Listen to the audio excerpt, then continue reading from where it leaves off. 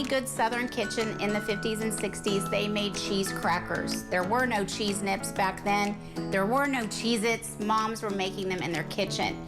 Now, you'll see they're usually called cheese straws, but they also made them in these little round medallions into crackers. So today I'm going to show you how to make a really simple 5-ingredient recipe on how to make your own cheese crackers that you can make ahead of time, keep in the refrigerator, and then just cut and bake as you need.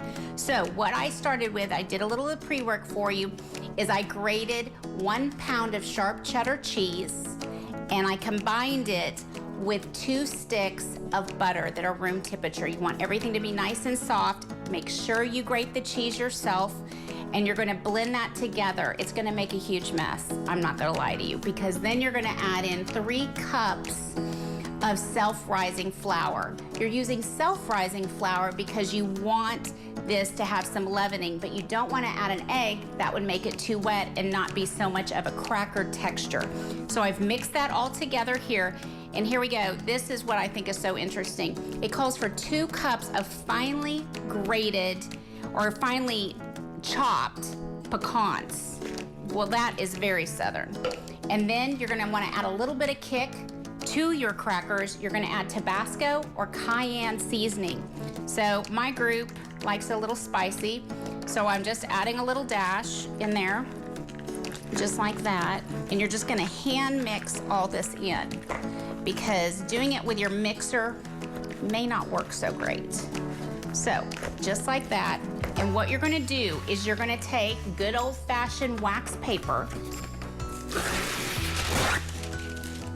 and according to the recipe from Phil's sister, Uncle Phil, you're supposed to take it just like this. See, it's a giant, it's like Play-Doh, it's cheesy Play-Doh.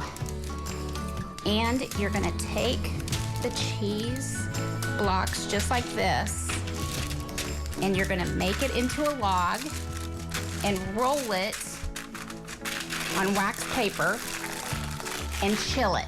I just got done chilling our log, so this is really simple how we're gonna bake it. We're gonna bake it at 350 degrees, and it's gonna depend on how thick you cut your crackers. I have found that if I cut them about 1/4 inch, you only have to bake this for about 14 minutes. You don't wanna overbake them, but you don't want them to be soft like a chocolate chip cookie either. So you're kind of trying to find that happy spot. So that is gonna take a little effort on your part to see how your oven works and the thickness of your crackers. So unroll your log. Again, this is a great recipe all summer long to keep in your fridge ready to go. These are just like slice and bake cookies. So the other trick I can tell you, make sure and use a long straight knife. Don't use serrated. Then all I do is just, I set them down, and I got, let me think, I got 24 to a pan, and all I did was just slice. And then if the edges come off, I just use my hands and I press a little bit to make it around again, and just continue, pop them in the oven, bake them up, and then here in a little bit, we're gonna go outside and we're gonna have dock tails, and Aunt Jeannie, Jean, and I, and everyone are gonna enjoy our crackers. See you in a minute.